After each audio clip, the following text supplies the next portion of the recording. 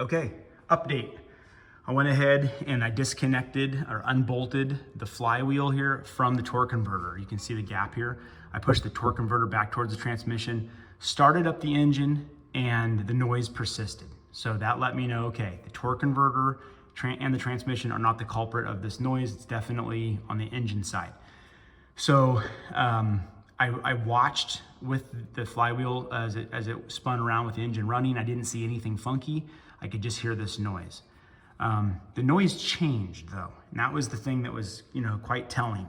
Because the noise changed some, I felt like it definitely was coming from the back of the engine and most likely the flywheel itself.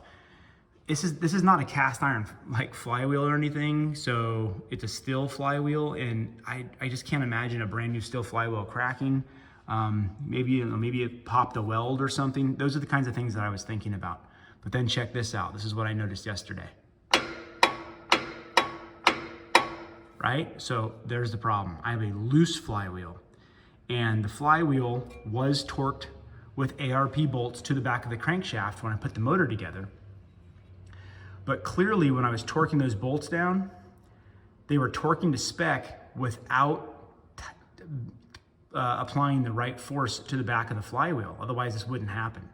And I used a thread sealant. So I don't understand exactly why this occurred, but I'm thinking there's probably an issue with the ARP bolts that I used and the thread depth or something with the back of the crankshaft. So I'm gonna have to investigate that once I get the transmission out.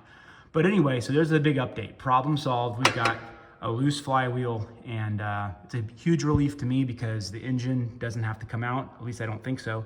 And I'm gonna be able to fix this with the engine still intact. So I'm excited about that.